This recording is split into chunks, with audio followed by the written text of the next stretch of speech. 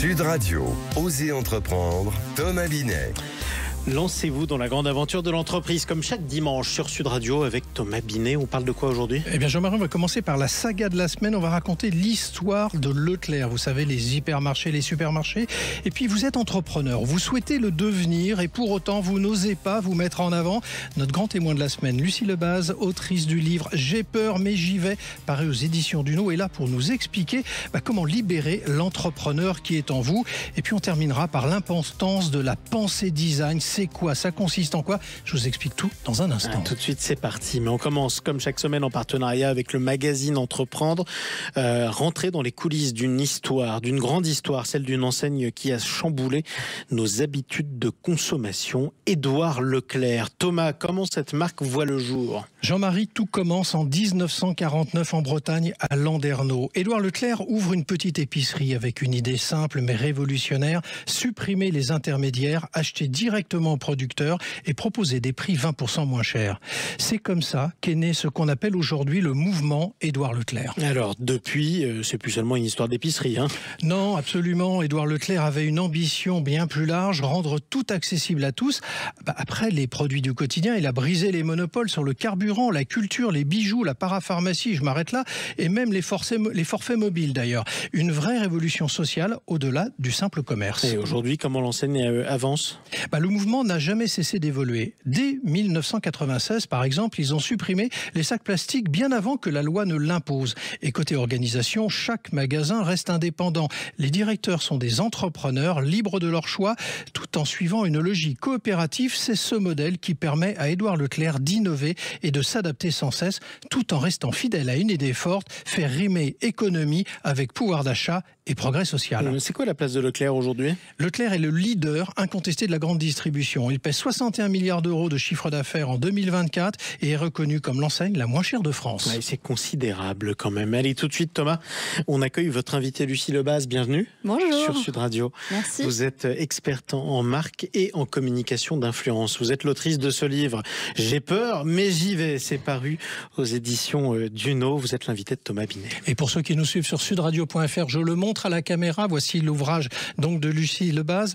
Vous parlez d'un constat, Lucie Lebaz. Être entrepreneur, ce n'est pas être forcément extraverti, grande gueule. Je vous cite, bien au contraire, on peut être entrepreneur et être effacé ou en retrait.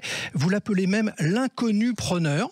C'est intéressant comme terme. Ceci dit, dans l'époque où nous vivons, très sincèrement, à l'ère des réseaux sociaux et du bruit médiatique, être discret ne permet pas forcément d'exister.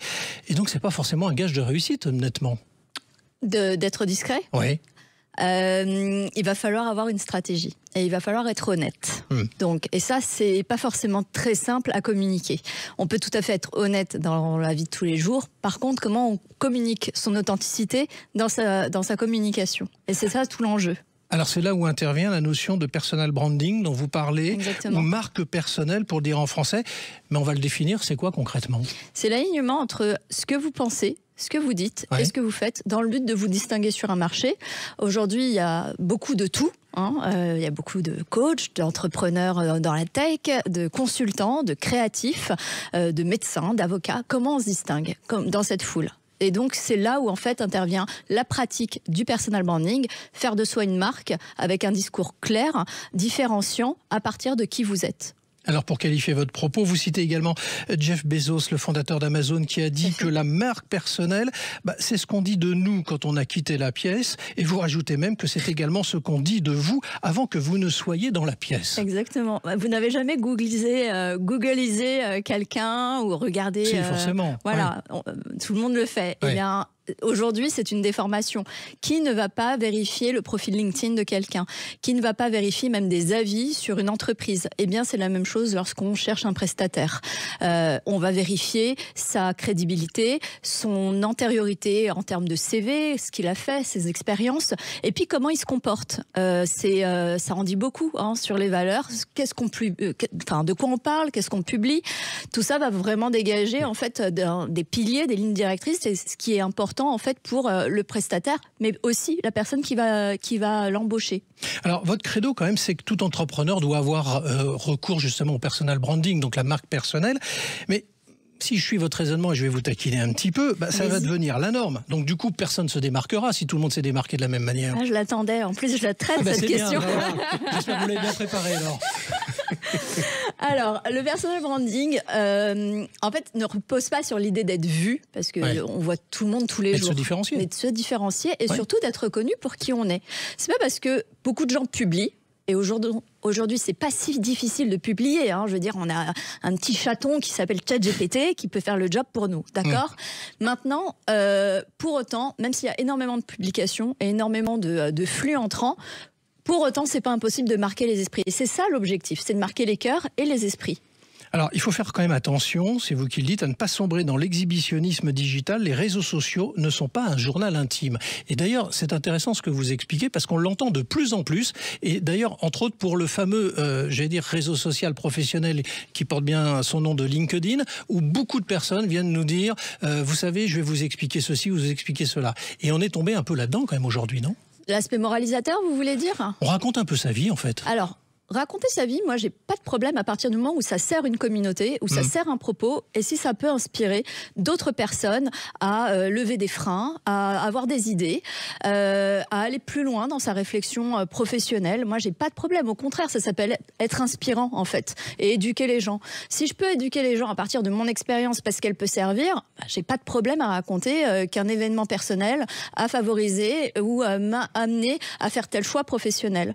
Donc, à partir de là, moi, je n'ai pas de problème. Le problème, c'est lorsqu'on se déverse sans vraiment se demander si vraiment c'est intéressant pour l'audience par rapport à la cible qu'on a mis en place et puis le propos qu'on a envie de mettre en avant. Quel est le message, quelle est l'intention ? Si c'est simplement s'exhiber pour s'exhiber, ça ne va pas forcément servir et la communauté ni votre activité. Et c'est ça que je constate. Alors vous allez même plus loin parce que vous préconisez de transgresser les règles, c'est le terme que vous utilisez, de casser les codes, voire d'en inventer de nouveaux. En d'autres termes, vous dites qu'il faut assumer ce que l'on est. Exactement. Ouais, c'est ça qui n'est pas facile parce que ça demande aussi d'expérimenter des choses. Personnellement, moi, lorsque j'ai commencé à travailler avec les réseaux sociaux, j'ai testé plein de choses, du ridicule, des couleurs qui, sur le coup, me plaisaient et en fait aujourd'hui je les vomis. Mais en tout cas, j'ai osé tester, expérimenter. Pour moi, c'était un labo en fait. Je cherchais pas forcément le résultat du like et de la performance. Par contre, je cherchais forcément peut-être soit à me trouver, soit à trouver quelque chose d'aligné et de juste pour moi. Et c'est en embrayant ce cheminement que j'ai finalement trouvé un certain confort dans l'inconfort. Voilà.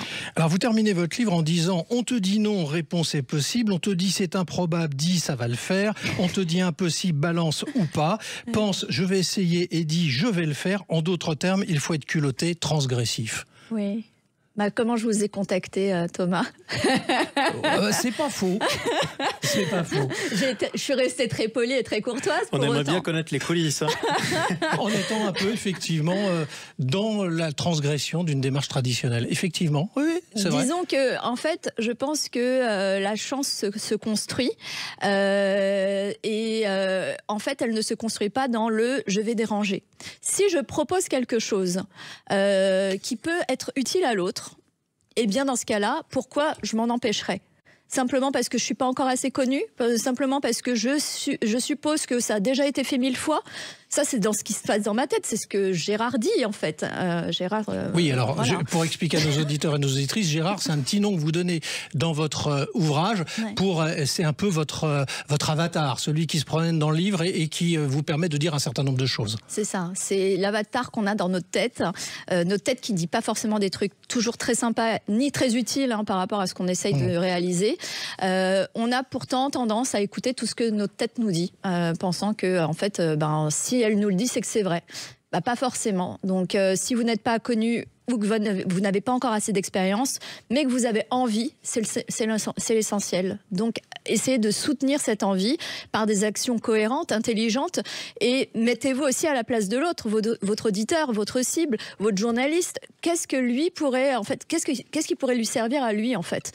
Est-ce trouve vous la synergie ? Eh bien, la réponse, ça sera dans la lecture de votre ouvrage. Merci à vous. Merci. Et bravo, en tout cas, merci Lucie Lebaz. Merci. Je rappelle votre livre « J'ai peur, mais j'y vais ». Tiens, une petite allusion à Josiane Belasco dans Les Bons et Fonds du Exactement. Ski. C'est un bon souvenir. J'y vais, mais j'ai peur. J'y vais, mais j'ai peur. La neige est trop molle, c'est trop dur.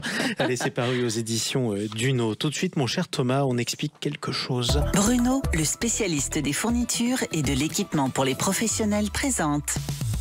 Sud Radio, Osez entreprendre, les essentiels de l'entrepreneuriat. Bon, vous voulez que je parle d'un horrible anglicisme, le pouvez le dire en design français. thinking. Bon, on va parler en gros de la pensée du design. Comment penser le design dans le monde, dans l'entrepreneuriat?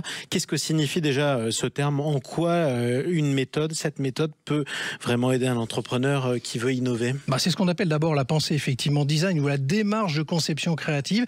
C'est une méthode qui force les entrepreneurs à faire quelque chose qu'ils oublient souvent: écouter avant d'agir. Alors, écoutez, d'accord, mais concrètement, ça change quoi quand on lance une entreprise? Eh bien, imaginez que vous voulez créer une application pour faciliter le covoiturage. Vous pourriez foncer développer l'appli de vos rêves, sauf qu'en réalité, les usagers veulent surtout une fonctionnalité ultra simple pour vérifier la fiabilité du conducteur. Sans ce détail, votre appli ne décollera jamais. La pensée design, c'est justement ça. Comprendre d'abord le problème, tester des idées, ajuster et recommencer jusqu'à ce que la solution colle parfaitement aux besoins réels. Donc, l'innovation ne part pas d'une idée géniale qu'on a sous la douche. C'est possible, ça peut arriver, Jean-Marie, mais elle naît surtout d'une observation attentive, d'un dialogue permanent avec l'utilisateur et d'une capacité à remettre en question ce qu'on pensait savoir. Eh bien, cette méthode transforme l'échec en étape et pousse à innover plus intelligemment, pas juste plus vite. En gros, ça pousse à persévérer, tout simplement. Merci beaucoup, Thomas. Restez avec nous. On se retrouve dans un instant pour parler, de super voitures, les supercars. On va investir dans les supercars dans quelques instants. Sud Radio, Osez entreprendre, Thomas Binet.